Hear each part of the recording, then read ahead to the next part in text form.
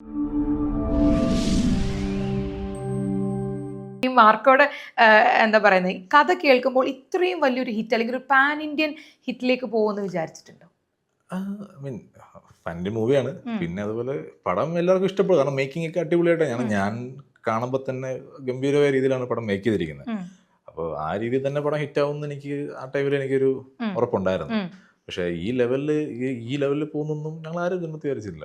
എന്തായാലും അത്രയും പോയതിൽ ആ ഒരു വിജയത്തിന്റെ ഒരു ഭാഗം, ചെറിയൊരു ഭാഗം ആയി കഴിഞ്ഞതിൽ ഒരുപാട് സന്തോഷമുണ്ട്.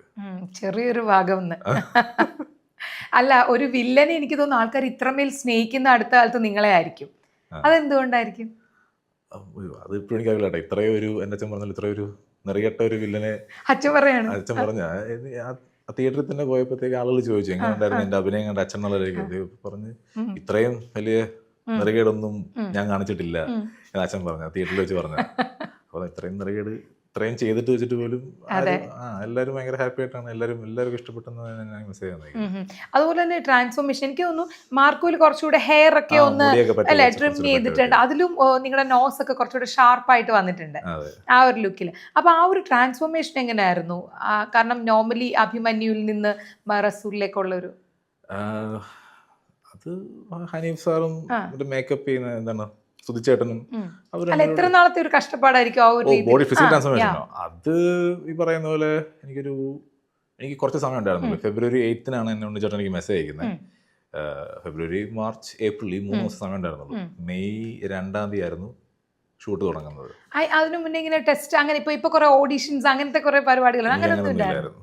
എനിക്ക് ഓഡീഷൻ ഒന്നുമില്ല. ഡയറക്റ്റ് അഭിനയിക്കായിരുന്നു. അതെ, എനിക്ക് ഞാനും എൻ്റെ ഒരു ഫ്രണ്ടും കൂടെ വീട്ടിലിരുന്ന് കുറെ ചെയ്ത് ആദ്യം അച്ഛൻ്റെ മുമ്പിൽ ചെയ്യാൻ നോക്കി.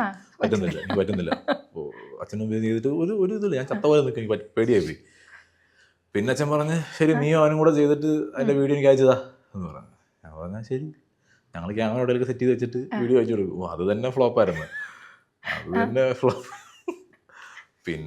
പിന്നെ എങ്ങനെയോ അതിൻ്റെ ഷൂട്ടിങ്ങിന് പോകുന്നതിൻ്റെ തലേ ദിവസമൊക്കെ ഞാൻ ടെൻഷൻ അടിച്ച് അത് വേറെ ഇല്ലാത്തൊരു പേടിയെന്ന് വെച്ച് കഴിഞ്ഞാൽ ട്യൂഷൻ എങ്ങനെ അഭിനയിക്കാൻ അറിയാവോ എന്നൊക്കെയായിരുന്നു എൻ്റെ ഒരു പേടി.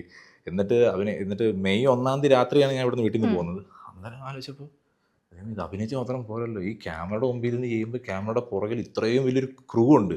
ഇവരൊക്കെ മുമ്പിൽ നിന്ന് എങ്ങനെ ഞാൻ ചെയ്യും? കാരണം ഞാനാണെങ്കിൽ ഭയങ്കര ഒരു ഷൈ പേഴ്സണാണ്, ഇൻട്രോവേർട്ടാണ്. അപ്പോൾ ഇവരുടെ മുമ്പിൽ നിന്ന് എങ്ങനെ ഞാൻ ചെയ്യും എന്നായിരുന്നു എൻ്റെ പേടി. പക്ഷേ ഞാൻ ലൊക്കേഷനിൽ വന്നു, ആദ്യം കണ്ടപ്പോൾ തന്നെ ദൈവം ഞാൻ പ്രതീക്ഷനേക്കാൾ ഡബിൾ ആളുകളുണ്ട്. അതിൻ്റെ കൂട്ടത്തിൽ പിന്നെ മേക്കപ്പ് ഒക്കെ ചെയ്തിട്ട് ഡ്രസ്സൊക്കെ മാറി വന്നപ്പോഴേക്കും എനിക്കൊരു കോൺഫിഡൻസ് ആയി. ഇത് അഭിമന്യു അല്ല, ഇത് ആ ക്യാരക്ടർ റസൽ എന്നുള്ള ക്യാരക്ടറാണ്. പിന്നെ ഞാനങ്ങ് ചെയ്യുമായിരുന്നു. പിന്നെ എനിക്കങ്ങനെ ചമ്മൽ വന്നിട്ടില്ല.